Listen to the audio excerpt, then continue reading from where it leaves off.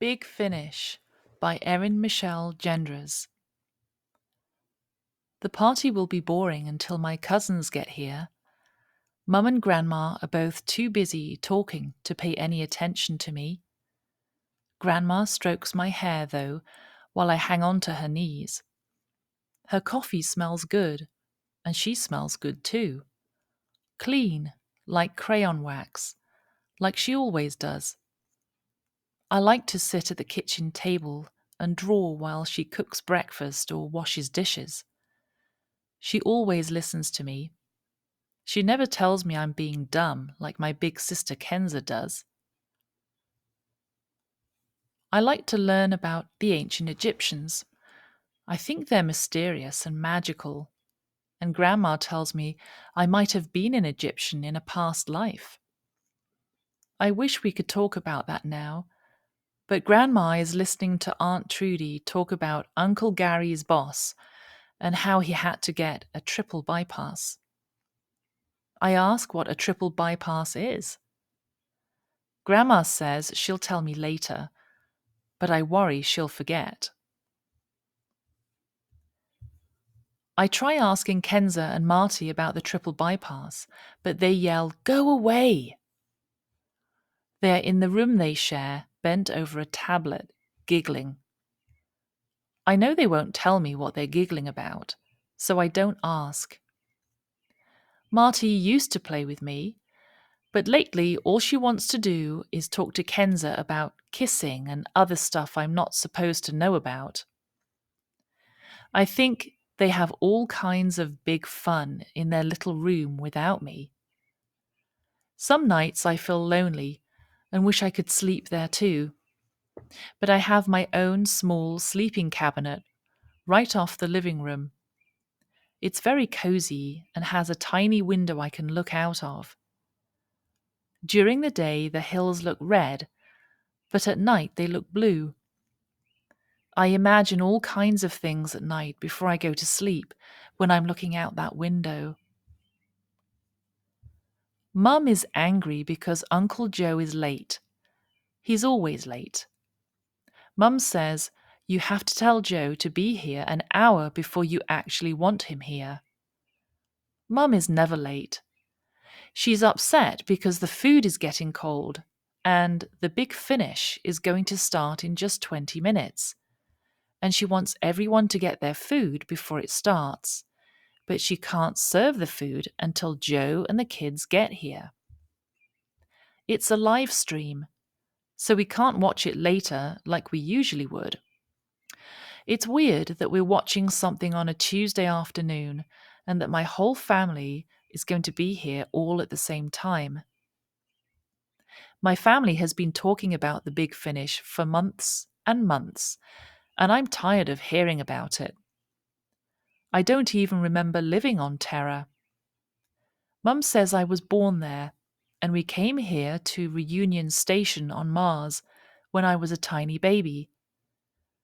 We spent a whole year on the ship before we got to Mars. It took me forever to learn how to walk because I'd gotten so used to floating around. That sounds fun, and I wish I could remember it, but I don't. I'm a good swimmer, though, and my Uncle Gary says it's because I trained in zero gravity. But it's also why I'm so small, just like the other kids who came over here when they were babies. Our bones and muscles didn't grow right on the ship. They knew that would happen, but we had to go anyway, all of us, because it wasn't safe to stay on Terra anymore. Sometimes I wish I got to grow up on Terra and get bigger. Other times I'm glad I'm so small.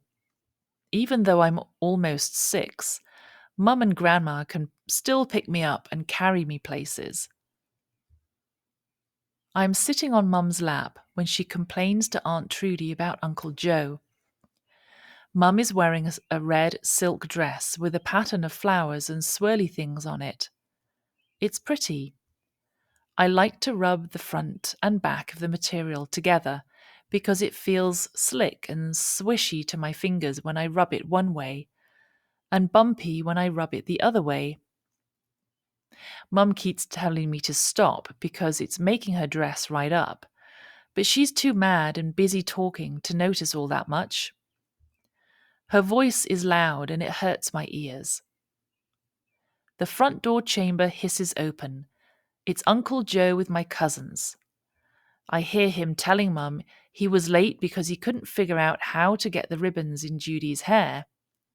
Max and Cody run inside, and Max makes a big fart noise behind my grandpa Jaden. When Grandpa turns around and pretends to be mad, we run away as fast as we can to hide in my cabinet and laugh so hard our stomachs hurt. Then we chase Cody with one of my dolls, and Max makes the funniest kissy faces and noises, and I laugh and laugh even though I think Cody is getting mad. Kenza and Marty yell, "Shut up!" from their room, but we don't shut up. We keep running through the kitchen and living room, back by the bedrooms and through the kitchen again, and I never want to stop, even though I'm tired and breathing hard. But then my Uncle Joe yells at us to quit tearing around the house, to come in and sit down, because it's time and he means it. There are folding chairs set up around the couch. Everyone has a little plate or cup with coffee in it, but there's no one eating or drinking. They're just watching the screen. Max and Cody go sit on the couch next to Grandpa Jaden, and Judy is curled up on Uncle Joe's lap with her fingers in her mouth. Kenza and Marty have come out of their room, and they stand close to Mum. Marty is holding Mum's hand, and she looks scared, but Kenza is scowling. Max is making silly faces at me, but I notice that Grandma is crying a little. I walk over to her and pull on her arm. I ask, "Why are you crying?" She doesn't answer, but she picks me up and cuddles me. I wrap my arms around her neck and smell her good grandma smell, and I play with her blue dangly earrings. Everyone is so quiet, and all I can hear is the voice of the lady on the screen and Judy sucking her fingers.